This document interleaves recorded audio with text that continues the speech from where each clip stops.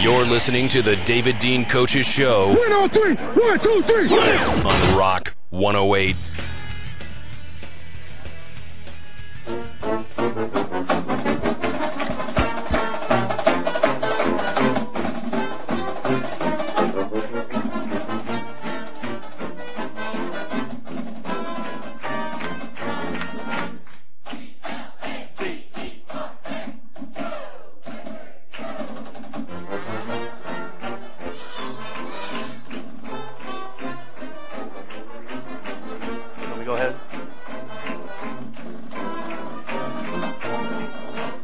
Ladies and gentlemen, welcome to the David Dean Coaches Show, live from the Holiday Inn and Conference Center right here in Valdosta, Georgia. Let's give it up for our Blazer Pep Band.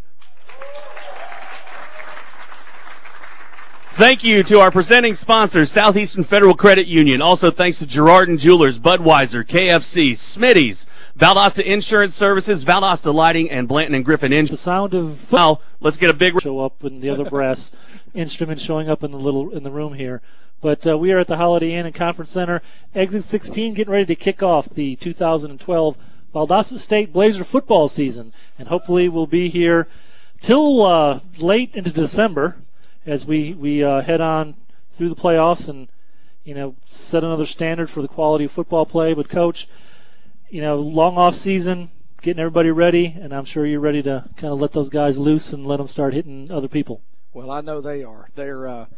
They're tired of banging on each other. They're, I guess, Friday night after we had our scrimmage and we met and we had our Meet the Blazers on Saturday and had a chance to talk with them Saturday morning. You could tell they were excited getting ready to get into game week. It's been a while since they've experienced game week, and for us to say we are now through all the off-season summer workouts, practice that we have been going through in this camp, to say we're in game week, that's a good feeling, and it sounds great. Before we get too deep into the season, I also wanted to kind of give a little shout out to our most recent national champion team at Valdosta State, the Lady Blazer softball team. Won the national championship back in spring, and so you welcome another group of young ladies into the special group that is national champions. And of course now you got Coach Thomas Macera joining you, Coach Thomas and Coach Hansen as national champion coaches at VSU. And I hope there's many, many more. What a great season that the girls had, a softball season, and I think at one time they won close to about 36 games in a row, which is almost unheard of. And to finish up the season somewhere in the range of about 50-6, I think, or I'm probably doing a disservice telling what their actual record was. But they were just, you could tell every time they played, they were the most dominant team in the country. And it was just a matter of them just staying healthy, continuing to play together, and continuing to have the good pitching and good defense.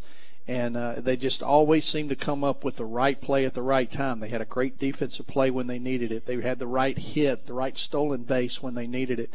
And those are the magical seasons that you need to go all the way, and that's exactly what they did, and we're awfully proud of them.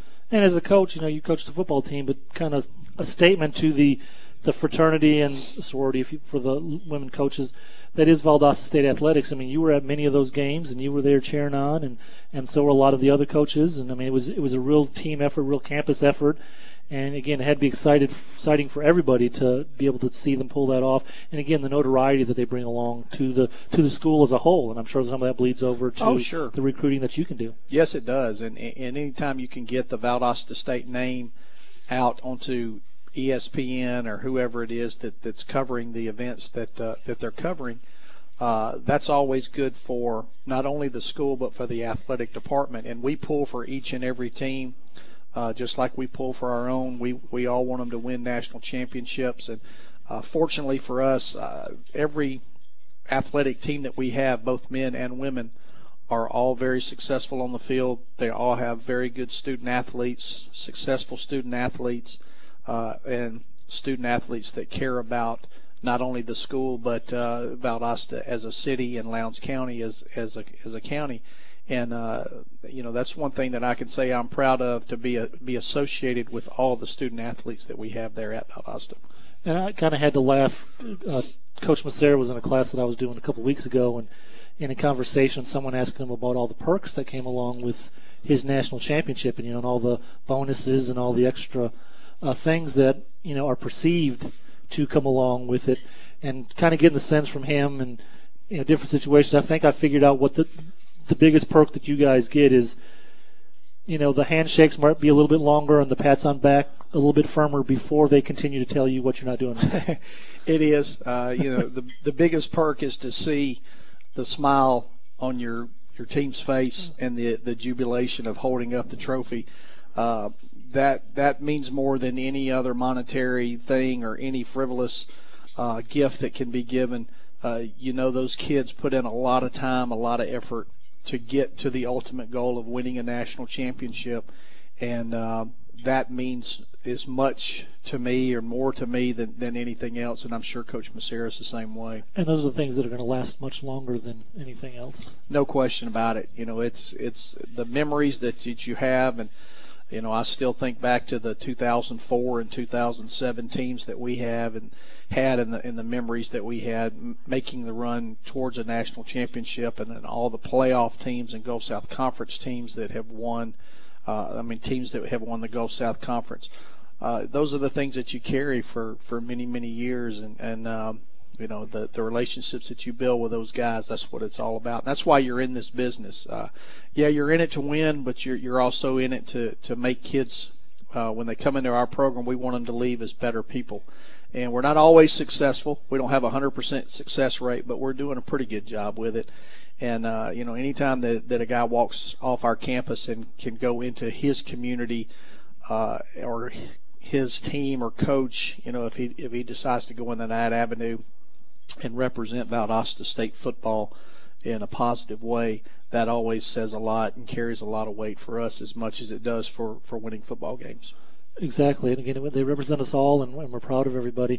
So shifting gears, going back to, the football field, sometimes I think there's a misperception, too, that when it comes to coaching, you have your seasons and then maybe you have your downtime. But as far as getting ready for a championship season or getting ready to, put the best team out there and have a group of players really giving every effort, that's a year-round process, and there's really no time to really take a break, is there? No, there's not. When we finished our last game, the very next week, all of our coaches were out on the road recruiting.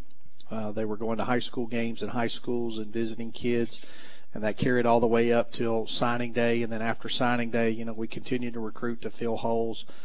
Pretty soon after that, we started our winter workout program and our off-season program, which we call our phase 2 of our winter conditioning. And then from that, we went right into spring practice. We finished spring practice. We went into fundraising mode.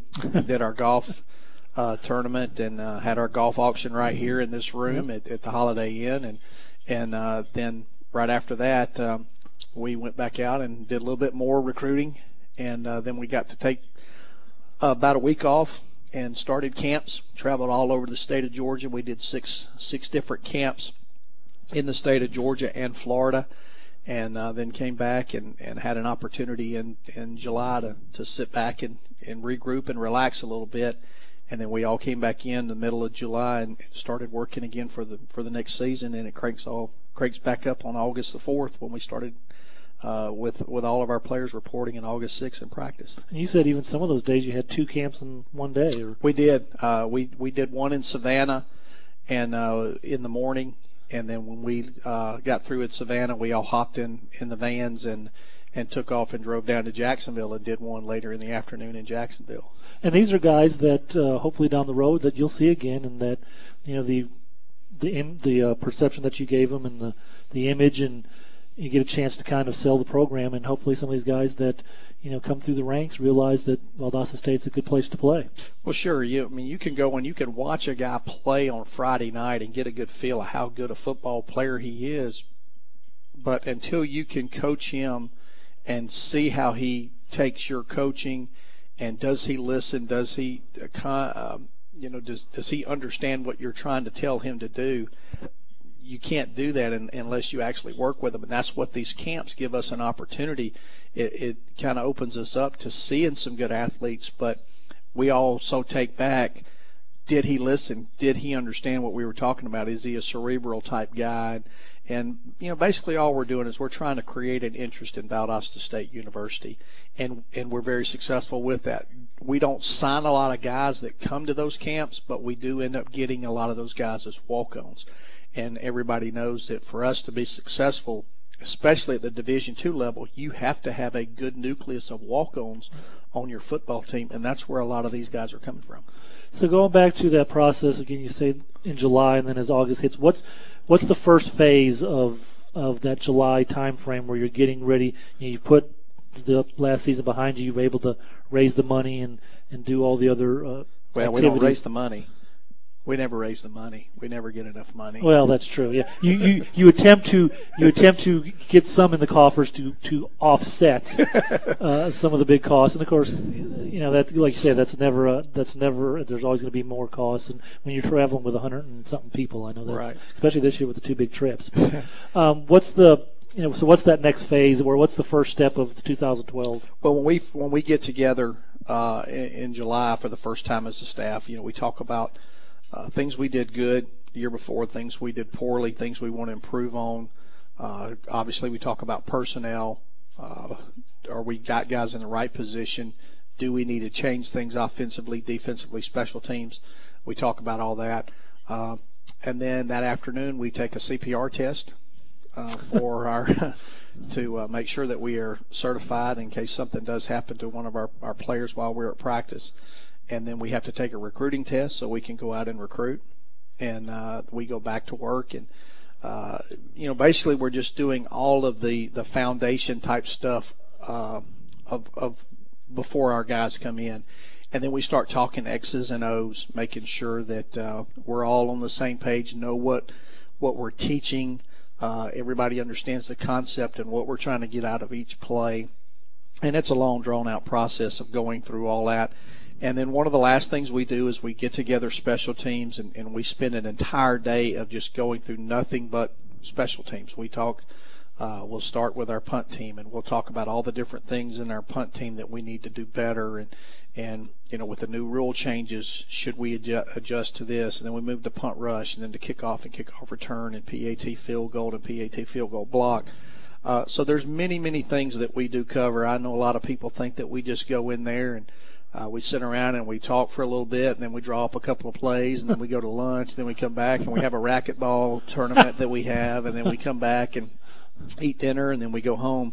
But there's a lot more involved in it than all that. And then you couple that with the fact that we got Coach Wallace who's working on academics, we got Coach Walker who's working on financial aid, and Coach Chambers is working on housing, all those different things that you have to do to make sure every one of these kids that come in has got everything in line. So when they report on August the 4th, they don't have to worry about doing any of that paperwork. And I know one guy that's probably in this room right now is laughing about that, but he's probably the biggest friend that I have when the first day comes around is Neil Culbreth back there. I think Neil gets tired of hearing me, and he's always very friendly to me when he answers the phone, but I know when he sees my number on there, he goes, oh my gosh, here he goes again.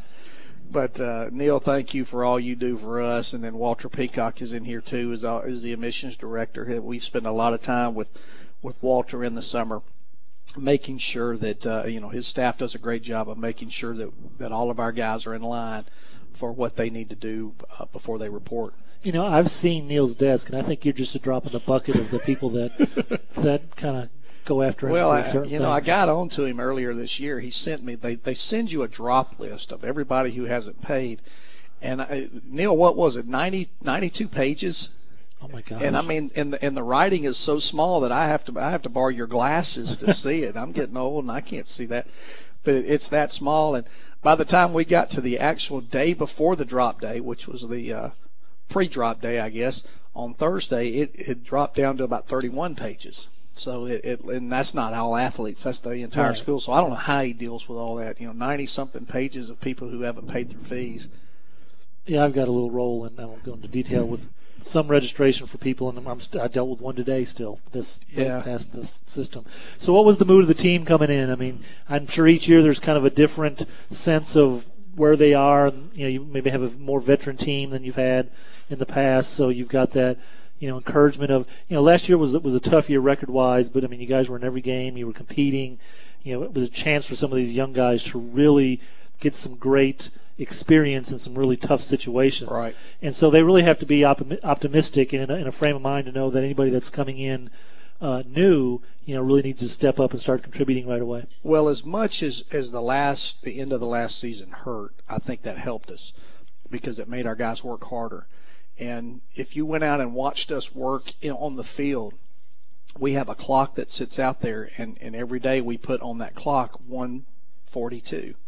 And a lot of people didn't know what that was, and we finally told our guys. They kind of had a sense of what it was, but that's the time on the clock. If you add the 3 times of the 3 games that we lost, if you add up those times, it was 1 minute and 42 seconds, and that's how close we were to being 9-1.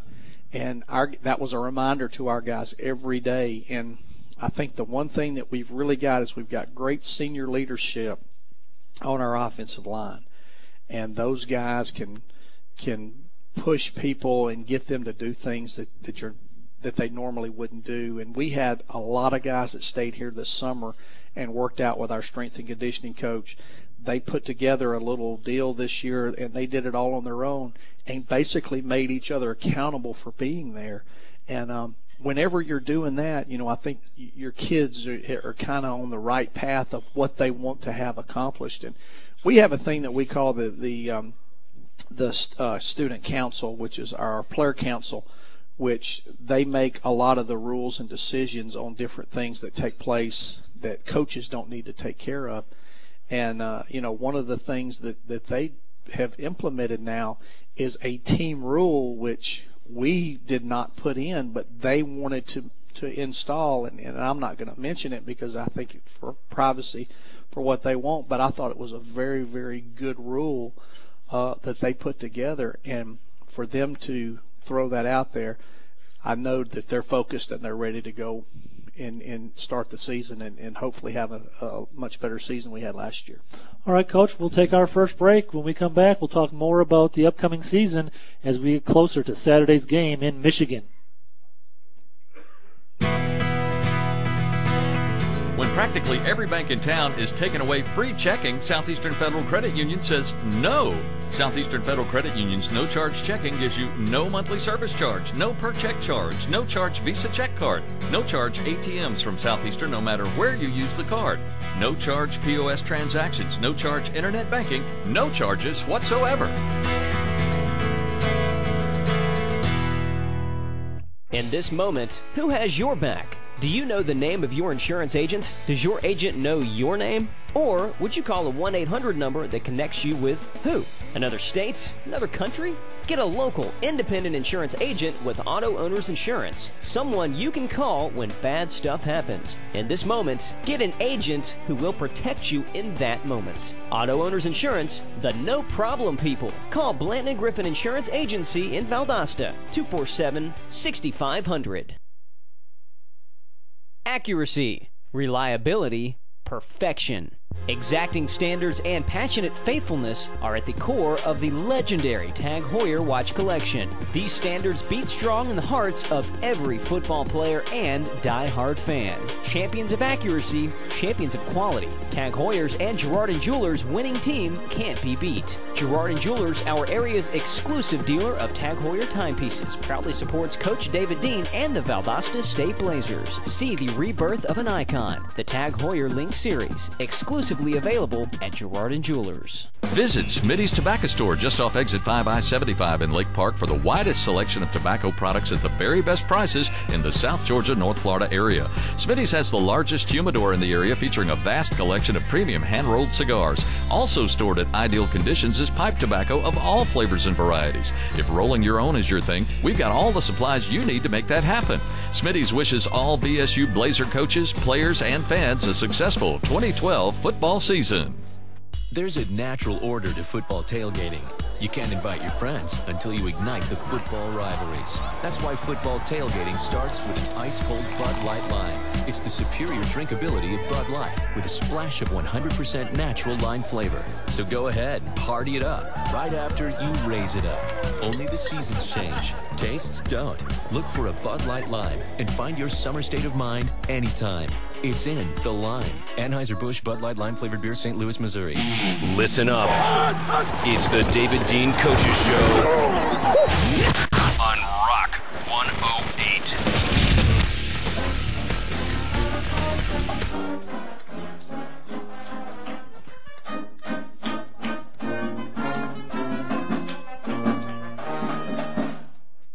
Ladies and gentlemen, welcome back to the David Dean Coaches Show, live from the Holiday Inn Hotel and Conference Center. Thanks to our presenting sponsor, Southeastern Federal Credit Union. Also thanks to Valdosta Lighting, Blanton and Griffin Insurance, Smitty's, Valdosta Insurance Services, KFC, Budweiser, and Girard & Jewelers. Let's take it back to David Schmidt and head coach David Dean. And again, a great thank you to the Holiday Inn and Conference Center here at Exit 16. I mean, a great setup, a really nice atmosphere. This is exciting. And again, I look forward to being here with everybody deep into December and maybe right before Christmas. And we all have the same Christmas present, celebrating another great season. Looking back, last year you kind of had more change in the program than you've kind of had at any other point probably since you started. With some coaches leaving and different things going on. But this year, it was pretty consistent and didn't really have a lot of things to have to worry about. So that transition coming into this year, I'm sure that helped the process, obviously. And there's no question about it. Anytime when you can keep coaches and you can keep players and not have a lot of turnover, everything seems to run a lot more smoothly. And, that's exactly what happened this year. We were able to keep all of our full-time coaches are all back. We did lose a couple of graduate assistants, but I think we filled those graduate assistants with guys that are just as good as they are. I'm very, very pleased with our student assistants and graduate assistants. They put a lot of time in, just as much time as we do as full-time coaches, and they take a lot of pride in doing their job. And we're very fortunate. We've got some really, really good coaches on our staff, and it makes my job a lot easier to be able to handle a lot of things away from football that I need to handle, because I know that those guys are going to take care of it. Now, one of the changes that you did have this offseason that came very late was obviously the well-documented arrival of a young man that had a lot of success playing football here in Lowndes County. Talk about that specifically as much as you see, is interesting. But at the same time, maybe explain, too, that process of that transition to get a player to even get clear of one school and come into this school. I know you probably were, thrown aback by how quick news started flying, how things started, statements being made of these definite declarations that things were happening when, it took, as we saw, it took several days and a lot of, I'm sure, conversations and paperwork and everything. So explain not specifically just for Greg, but, that process of getting a player that's changing schools like that. Well, I was actually driving into work that day and 7:30, I guess, somewhere around in there, and that was when I first heard that he was possibly leaving Florida State University. And by the time I got to the office, I had 2 more calls on it, and then that morning I had 4 or 5 more calls on it. People, were calling, "Hey, did you hear? Hey, did you hear?" So there was a lot of people that had shown an interest in him coming here, and we could not recruit him. We did not recruit him, and none of the Division II schools could recruit him because he was not released from Florida State University. And he actually it was announced that he left the school, I think, on a Thursday, and it was the following Friday, over a week later, that he finally got a release from Florida State University. And I think what they were trying to do is they were trying to work it out where he was going to end up being able to stay at Florida State. And that's why they held off on the release for so long. And once it was declared that was not going to take place and he left, he contacted us. Doug Belk is one of our student assistant coaches, and he played at Lowndes with Greg. And he immediately contacted Doug, and he said, would there be an interest in if I were to come there, because I do want to play football somewhere. And obviously we all talked about it as a staff and started to look into it, and we made several calls. And that's not just for Greg's sake. We do that for any transfer that comes in. We call a lot of people. We call the head coach at that place, probably a position coach if we know them, or somebody on that staff. We call and find out, is this a good guy to take? Is he a problem? Is there going to be any repercussions for us if we take him? Is he bad in the locker room? How is he to coach, and so forth and so on. And it's amazing, all the different people that I talked to, not here, but at Florida State University. Every single one of them had nothing but positive things to say about him. So it kind of turns your head that this is a possibility that he may be good for our program. Well, then obviously we asked him to come in and sit down, because like we do with every one of them, we want to sit down and we want to talk and we want to get a feel of what's your goal. And sitting down and talking with him, when he came in, I was expecting him, well, I've got a chance to play in the NFL, so I want to play my senior year so I can get some looks and I can move on. That's not what he came in and said. He said, I love the game of football. I want to play football. I'm going to find somewhere where they have a chance to win. I want to go somewhere where I have a chance to win. I feel like I can win here. I feel like that this is a good program. I know you and I know Coach Belk and all of these guys, I think, would give us an opportunity to win a championship, and that's what I want to do. It had nothing to do with his future. It had everything to do with right now. I want to be a part of something that is a winner. And he never mentioned anything about himself. Everything that he talked about were team goals, and maybe that's what he was supposed to say, and he was kind of leading us on that way. But after spending now a week and a half, almost 2 weeks with him, I think it was very genuine what he was saying, and he has been nothing but good. He's brought a lot of excitement, obviously, to our program, because everybody's talking about Valdosta State football because of who he is and what he brings in. And that's just like when Kellen Lewis came in and Dusty Monner came in. It's no different. Everybody starts talking about those Division I guys. But he's not a guy that really wants to bring a lot of spotlight to himself. And, we've had some opportunities for him to talk to media, and he's been very good. He said, well, I'll talk to him. Yeah, that's not a problem. But he said, Coach, there's a lot of other guys on the team. I just got here. I've only been here for 2 days. Why don't they talk to somebody else who's been here and been in practice? And, just a lot of positive things that go on with him. And if you go out and you watch him practice, the guy he's an incredible worker. And you can see why he's so successful in playing the game of football, because the guy works, he listens, he takes coaching well, and really, we have been truly blessed to have him there, because I spoke to our team. I said, what do y'all think?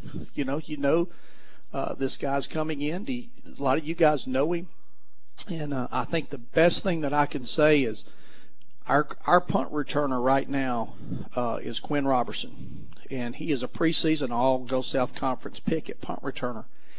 He came into my office and he said, Coach, if you can get him, you need to get him.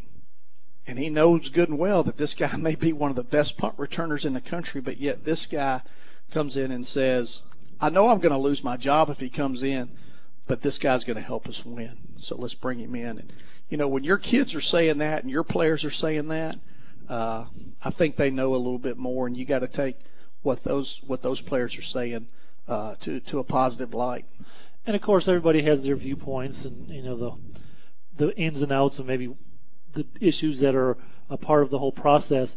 What is that like for a coach to have to sit there and evaluate everything, knowing that there might be some people that totally disagree with what you're doing, but at the same time you're in a situation where you have a chance to you have a young man here who has some things in his past that I'm sure he's not proud of, but at the same time, he's at that age and at that choice where, he's still redeemable, still has, the ability to, they're young kids still at this point, and again, that certainly doesn't excuse anybody that does anything against any regulations, but at the same time, it happens, and you're looking for those certain features that let you know that it's something that you can take on and still deal with the backlash. Well, I mean, everything that we do and everything that I do is going to be criticized. It doesn't matter. I mean, if it's successful, then you were supposed to do it. If it's not successful, well, then you should have done it another way. And that's the part of the business that I'm in. And I understand that. When third down and short, we should have run the ball when we threw it. And, if it's an incomplete pass and if we throw it and complete it, everybody's happy. So, I mean, everybody can do our job. But we knew bringing him in, it was going to be that way, and we knew we were going to take some criticism for that.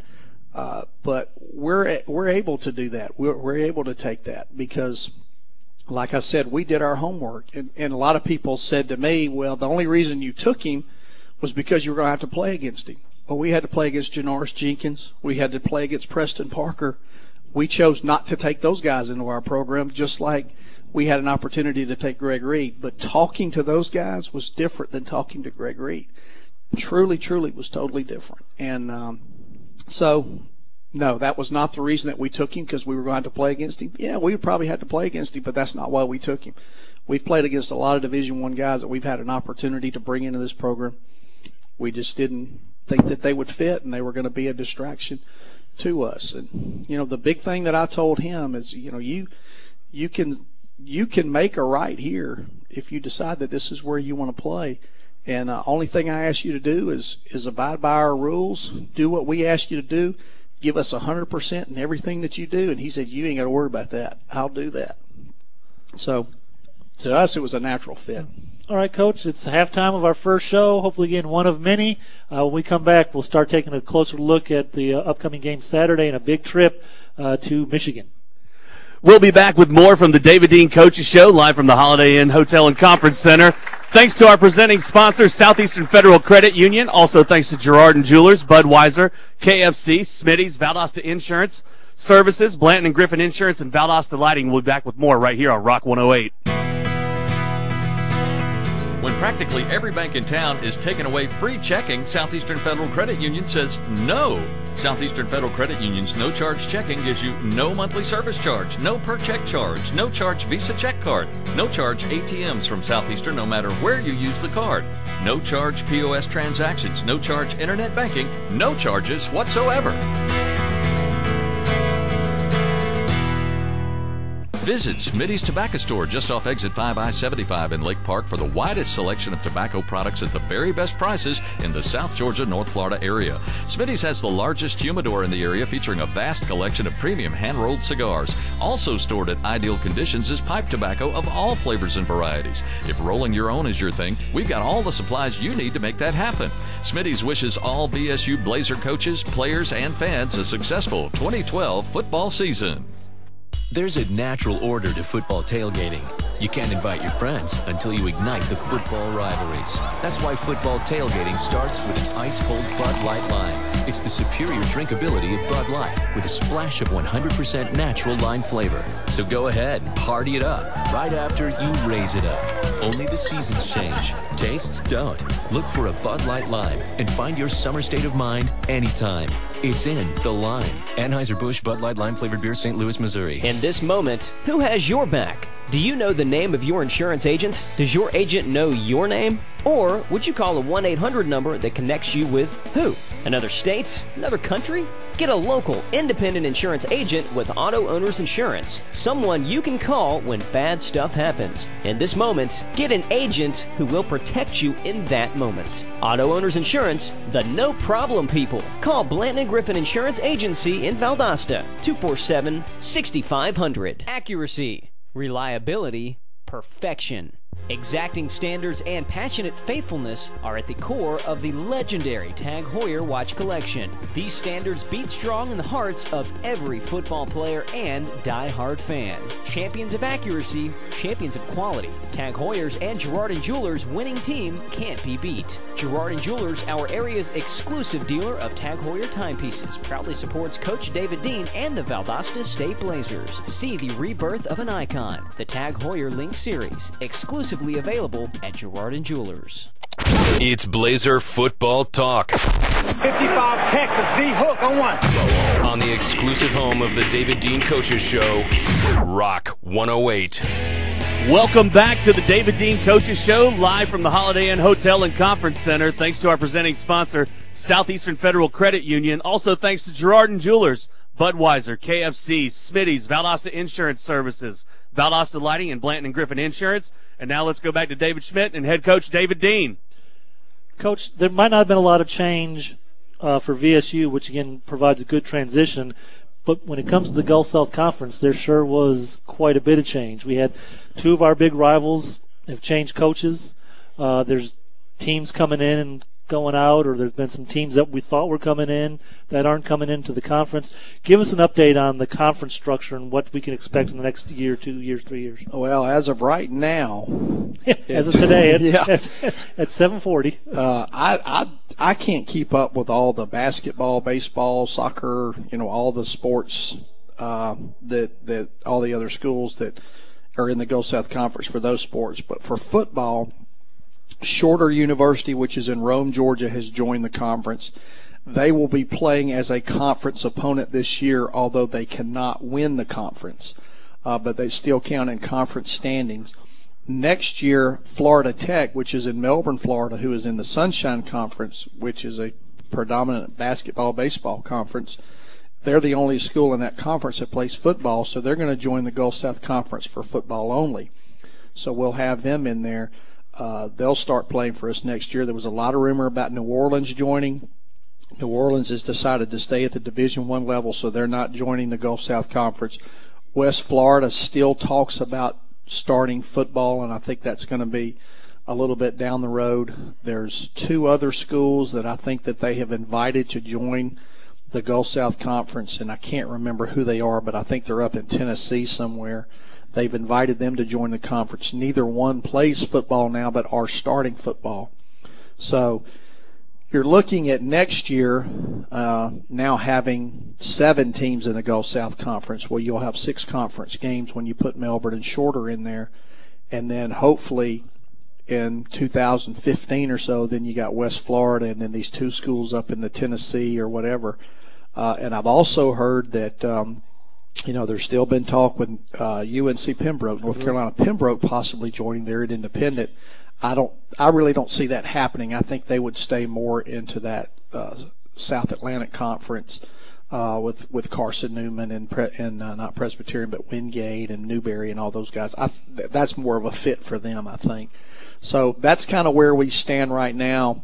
We're sitting right now at 6 teams in the conference, so we have 5 conference games this year, and we have 2 crossover games with the Lone Star Conference because the Lone Star lost games as well, like we did. The Arkansas schools and some of those Lone Star schools all join that Great American Conference. So where did you stand on the decision with New Orleans leaving out? I mean, what did you think about them possibly coming in? And because that, to me, that was the one that I thought was kind of the most interesting.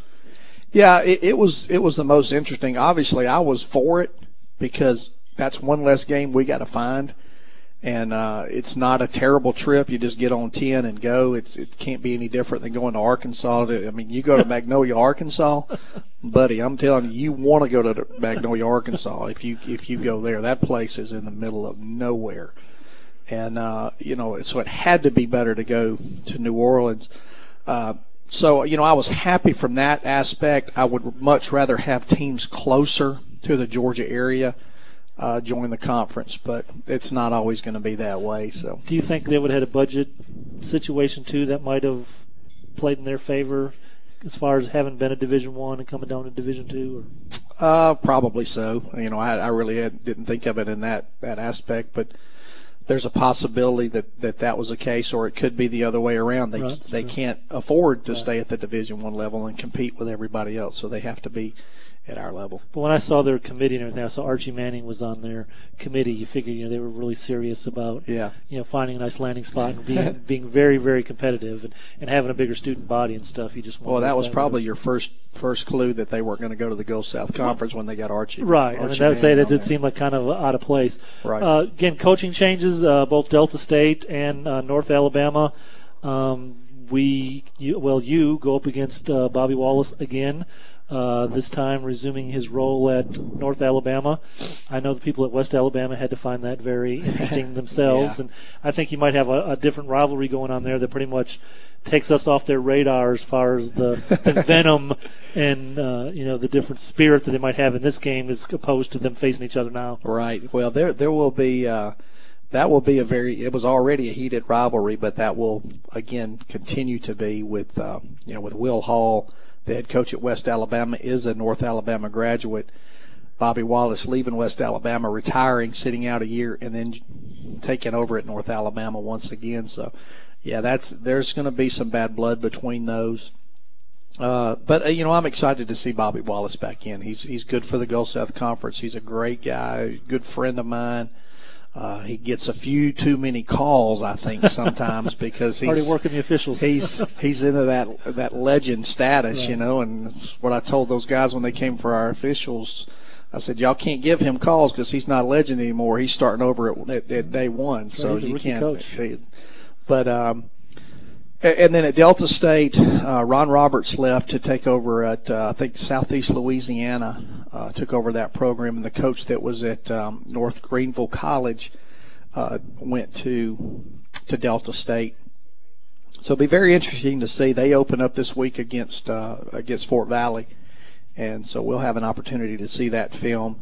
Watching Fort Valley as our next opponent, we'll be able to watch Delta and Fort Valley and see kind of how they are. But North Alabama and Delta are going to be in a situation where they lost a lot of seniors. Delta lost 36 seniors off their team, and North Alabama lost 31 off their team. And, unfortunately.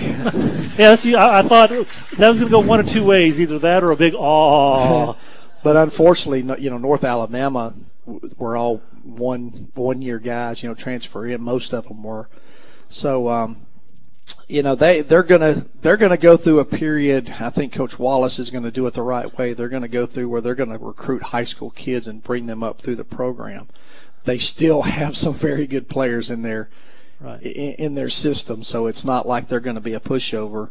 They're going to be a very good football team again. They got a lot of good football players back and a lot of good players, and they got good coaches up there. So there's a lot of tradition in that program. So their name says a lot when you walk onto the field.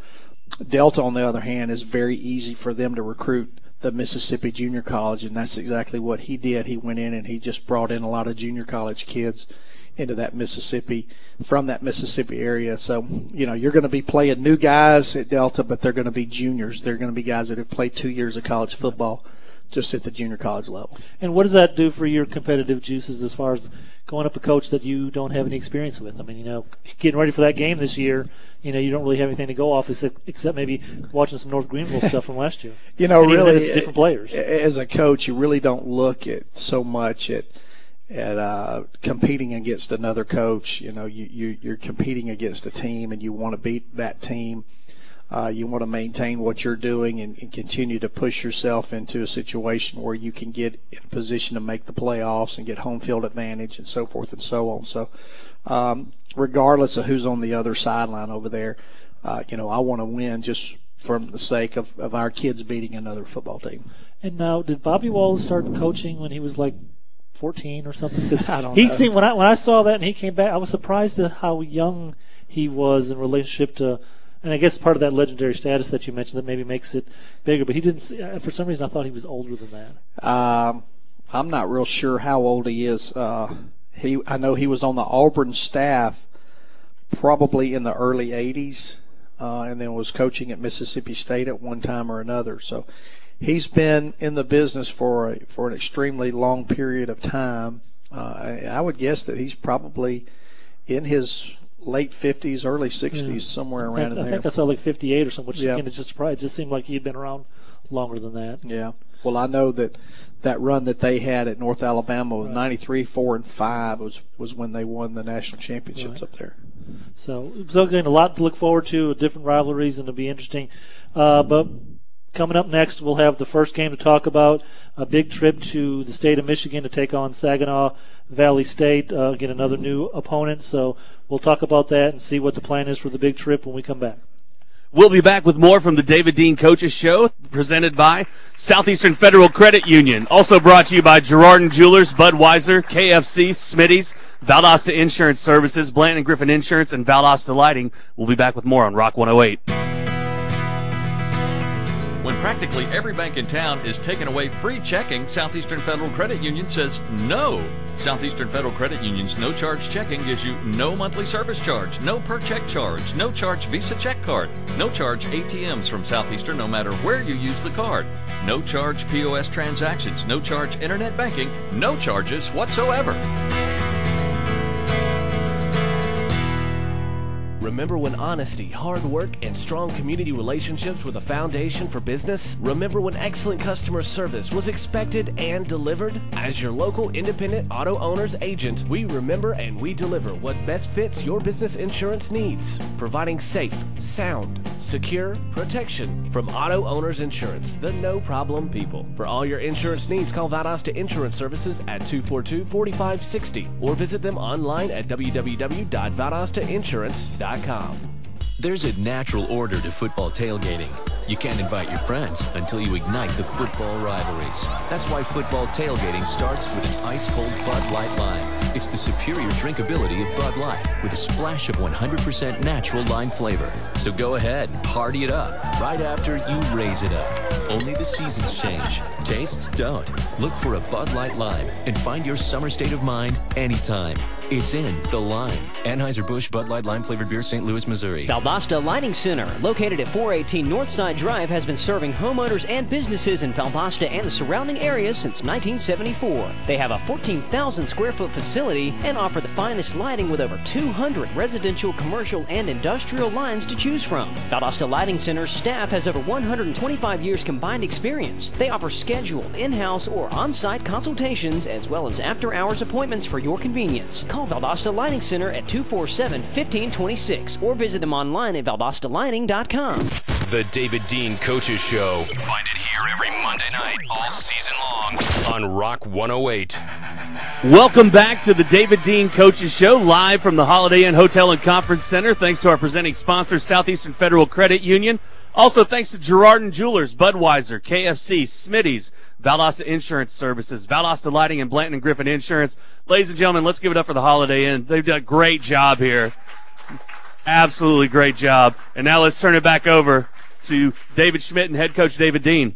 I'm telling you, I'm looking forward to being here for a long time, not just because it'll mean the success of the football team, but, again, the setup that they've done here at Holiday Inn and Conference Center. I mean, it's really going to be nice to walk in here every Monday, and I'm sure the crowds will continue to grow. Although we got a great crowd here. We got the regulars back in place, and I'm sure we'll bring some more as the season goes on with each victory that we check off. I hope so. And start packing them in. But again, a great job, and I tell you what, I'm really looking forward to being here. Well, I was really excited when we found out that we were going to do this at the Holiday Inn. We do a lot of functions, team functions here at the Holiday Inn, and these folks are just the best. I mean, anything you ask them to do, they bend over backwards to help you. And Ron and Courtney and all the Williams guys and Paul McNeil, all those guys. Anything you ask them to do, they bend over backwards. So thank you guys. We're looking forward to a great year. We appreciate it. And great job tonight. Got your work cut out for you to top this every week. Coach, this is in my fading memory as I continue to lose hair and brain cells. This has to be the biggest kickoff road trip that I know, definitely under your guidance, but I can't even think back before that to have such a big trip right off the bat. Well, this is the longest trip that we have distance-wise, but it's going to be probably the shortest trip that we make travel-wise, because last year we went to North Carolina and played Wingate. We were on the bus for about 8 hours. Well, this one we're going to get on a plane and fly for about an hour and a half, hour and 45 minutes. So it's a farther distance, but it's a shorter trip for us. But it's a new environment. It's a new conference. The last time we played somebody from this conference was in 2002 when we played Grand Valley in the national championship. So it's a very good conference. Saginaw Valley and Grand Valley each and every year are competing for the conference championship up there. This past year, Wayne State, who's also in there, played for the national championship, got beat by Pittsburgh State. So that tells you a little bit about how good that Great Lakes Conference is up there. There's a lot of good players, and it's really good football up there. And now, how much preparation can you do for a team that's brand new? I know you got some tape from last year, but then again, I mean, you got different players. So it's last year. You have to go back and look at previous years. You know, have they changed from year to year? So actually, you go back and you look, what did they do in 2008, and then the first game of 2009? Was it a lot different? And same thing with from 9 to 10, and then 10 to 11, 11 to 12. So there's a lot of indecisiveness going into the first game. You just don't know what you're going to see. You don't know what they're going to do. The positive thing that you can carry into this is their staff has not changed. The only one they lost was their defensive line coach. Not to degrade defensive line coaches, but they don't change a whole bunch. They all kind of do their own same little thing. There's only certain ways that you can teach attacking a guard and a tackle and get big to the guys football. Push. Yes, and exactly run. right. So there's not going to be a whole lot of change up into there, but I think that what we're going to face is if you watch them on film, they're a well coached football team. They play hard. They're big. They're a physical football team, especially on the offensive side of the ball. Hopefully we're going to show them some things that they have not seen. Our offense is a little bit different than any of those offenses that are run up there in that conference. So hopefully, we'll show them a few things that maybe they haven't seen. And I know they're going to show us a few things, because most people in our conference don't play with a tight end. That conference plays with a tight end almost all the time, or one or two tight ends. So, I would imagine they're going to try and line up with their big offensive line, and they're going to try and come right off the ball and pound us a little bit and make the game a little bit shorter and run the clock and do a lot of play action type stuff. Defensively, they're going to pressure us a little bit and play pretty much base and come up and make some tackles and do like they pretty much do in every football game that they play. All right. Wes James is, again, one of the regulars that's here with us and wants to give us a look and see what he has to say about Saginaw. Coach, you look at Saginaw, and when you look at them defensively, their leading tackler, of course, he's back this year as a defensive back. 3 out of their 4 leading tacklers last year are defensive backs. When you've got your defensive backs making all your tackles for you, tells you a little bit about maybe the pass coverage that they have. How do you plan to exploit that? Well, a lot of that has got to do just watching the film is everything is done out wide, and they're forcing everything to go wide. They have an All-American at the linebacker position. He would have been the leading tackler, I believe, if he had stayed healthy. He got hurt and missed the last 4 games, I think, of the year, including playoff games. He is a tremendous player. I mean, very, very good player. One of the best linebackers that we'll face in a long, long time. But they do, the people try to throw the football on them a good bit. And you're talking about Grand Valley, who does a great job of throwing the football, forcing those guys to come up and make plays in the secondary is what they were trying to do. And then the other thing is, like I said, everything was done outside of the perimeter of the box. They were getting out wide. I think everybody was trying to use speed to beat them, and they weren't having a lot of success doing that. Coach, offensively, Jonathan Jennings, number 11, their quarterback's back. He was also their second leading rusher last year, a guy that can throw the ball, can also tuck it and run. What kind of problems will that pose for our defense? Well, it's a huge problem. He's a lot like Caden Cochran, just a bigger version of Caden Cochran. He does that zone read, and if you're not disciplined and you chase the back and let the quarterback go, he's going to pop you for about 10, 12, 15 yards if you're not careful. And he does have enough speed that if he does get into the secondary, he can take the distance on you. So we're going to have to be very disciplined in all the zone read stuff that they do and the counter read stuff. And they're going to get him out on the edge. They're going to put him out on the edge and throw the football. And, if he doesn't have anything, he's going to tuck it and try and use his athletic ability to get down the field. And how? What's the health of the team after going through all those practices and slamming on each other? I know you had some very successful scrimmages, but, is everybody as best can be expected at this point? Well, as best as they can be expected. We've got a couple of guys that we're still waiting to see, this week. Griffin Raleigh has not practiced hardly at all this camp. He's had a hamstring problem that he that happened before we ever reported. Last week he came out and started practicing and tweaked it again. So, we kind of found out that he was not ready to play yet, so he's probably not going to play this week. We lost Andrew Lauritsen and Hunter Chumley, two of our defensive tackles, the second week of practice, and I think they're going to be back to play for us. But the thing is, they've missed about a week and a half of practice. They've missed a lot of conditioning. So how many snaps you're going to get out of them is going to be yet to determine, how that's going to go. But for the most part, we're not bad coming off two scrimmages that we've had and a physical camp. We'll back off this week and hopefully be in good shape, making the trip up there to play those guys. Now, getting ready for the game, you've worked with somebody that worked at Fair State that played Saginaw. Talk about Chris Bowden. Did you have a chance to get some insight from him, or do you have a chance with someone that had up close and personal experience? Yeah, as a matter of fact, Chris came to a couple of days of our spring practice, and I don't know if you guys know this or not, but Chris, who was our running back coach here when Coach Hatcher and I were here together, is now at Tift County High School, is the offensive coordinator up there, and he came down and watched us practice. So I was able to pull him aside and pick his brain a little bit and find out a little bit about some things that they did that they were successful doing against Saginaw Valley, and things that he thought that we wouldn't be able to do. Him knowing our offense and knowing what they had, that was really a big help and a big benefit for us going into this game. And for those people out here that have not heard this yet, and not so much this will be the first game, so it's not necessarily a Saginaw Valley situation, but we have a new kickoff rule this year that kind of really changes the way special teams are done. And go ahead and explain that, and then let's talk about maybe what motivated that. Well, it's a very interesting rule, and it's kind of a double-edged sword. They tried to eliminate a lot of the high-speed collisions that take place on kickoffs. Most of the time when you saw kickoffs, you were able to see those guys get 10, 15-yard head start, and they're running full speed by the time the ball is kicked.